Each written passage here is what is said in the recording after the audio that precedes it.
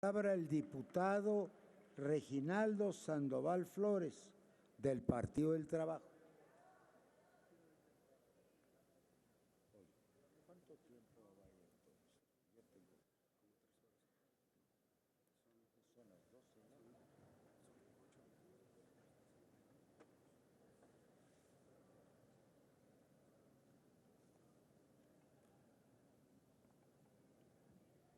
Con su permiso, presidente, compañeras, compañeros diputados,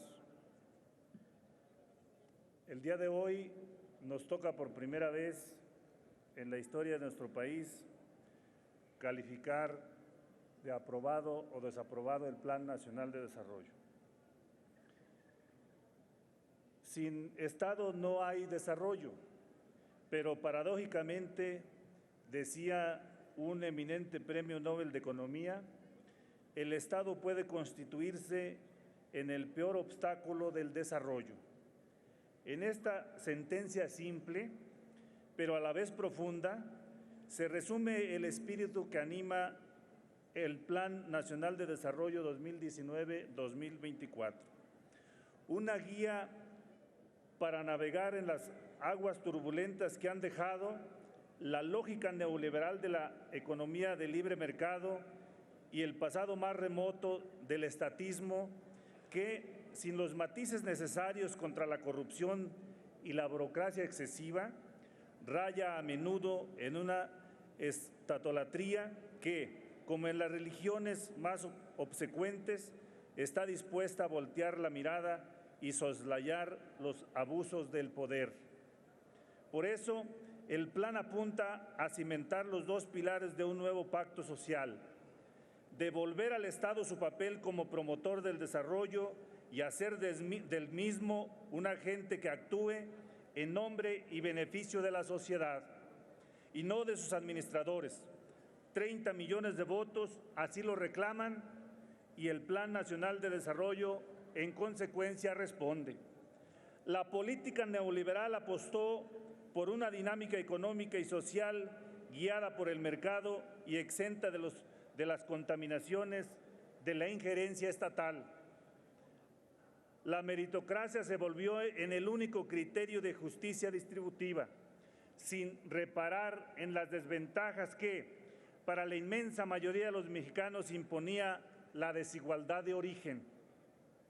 Al amparo de esta visión, se incitaba a que cada quien fuera responsable de su propio bienestar y a que los individuos nos comportáramos como seres aislados, sin responsabilidades políticas y, sobre todo, morales, con los demás. La justicia distributiva solidaria fue vista como una forma no racional de promover el bienestar.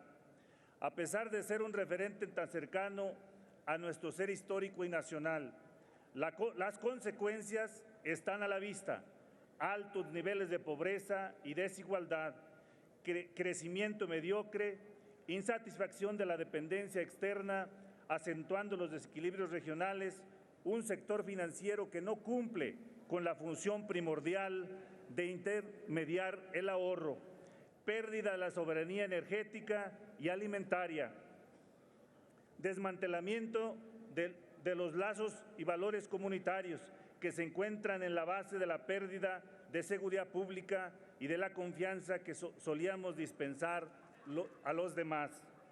Por tal razón, el Plan Nacional de Desarrollo insiste tanto en la crítica al neoliberalismo y se trata de reparar los daños que prácticamente en todos los frentes ha asestado a la nación, y uno de ellos fue el aparato estatal, que fue expropiado a favor de los poderes fácticos, que lo convirtieron en un espacio de corrupción e impunidad. Lo público devino en privado ante los ojos de todos nosotros. Todo se mercantilizó y se vendió al mejor postor, y al hacerlo, las instituciones se vaciaron de contenido, pasaron a ser víctimas del descrédito y un instrumento al servicio del poder y del dinero. No solo se marginó al Estado como agente central del dinamismo económico y social, sino que también se inyectaron las sustancias tóxicas que lo inhabilitaron para tal propósito, y lo convirtieron en un obstáculo para el desarrollo. Si se quiere recuperar al Estado como guía y coordinador de los esfuerzos que desplegamos todos los mexicanos a favor del desarrollo, la primera tarea debe ser reformarlo en 3 sentidos: moral, política y jurídicamente. En el Plan Nacional de Desarrollo, la transformación moral consiste en erradicar la corrupción y el despendio y la frivolidad del quehacer cotidiano de la administración pública. En el Partido del Trabajo coincidimos con este propósito general. Apoya la estrategia encaminada a atajar en todos los rincones la desviación de recursos y clausurar las oportunidades que eventualmente propician la tentación de beneficiarse de los puestos públicos. En este sentido, el Plan Nacional de Desarrollo apuesta a la honestidad de los funcionarios, pero no descuida propiciar cambios institucionales que estructuren los incentivos que estos encaran, premiar la probidad con el reconocimiento y castigar la deshonestidad con el peso de la ley y con la vergüenza pública.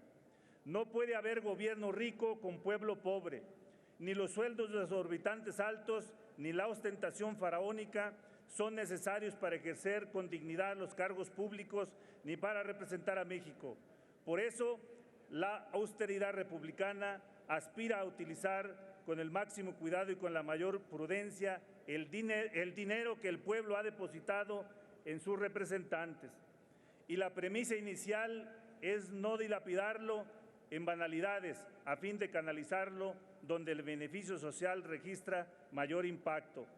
La renovación de la política es otra de las grandes líneas estratégicas que dibuja el Plan Nacional de Desarrollo, a la que el proyecto del Partido del Trabajo otorga su beneplácito.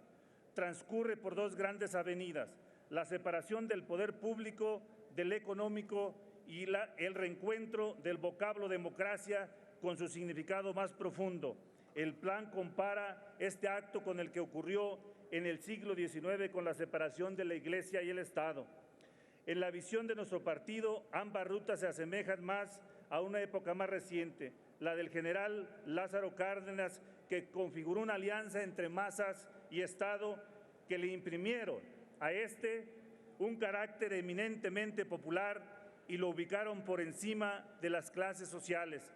Así adquirió y pudo desplegar capacidades arbitrales que le posibilitaron actuar siempre en pro del bienestar nacional, evitar la captura de los intereses particulares, dirimir conflictos entre actores sociales y preservar el equilibrio entre los factores de la producción.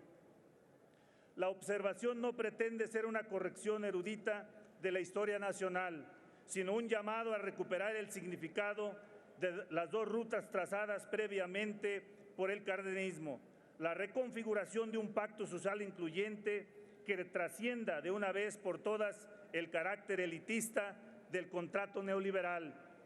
El propósito es doble: no dejar a nadie fuera ni dejar a nadie atrás, como lo plantea el propio Plan Nacional de Desarrollo.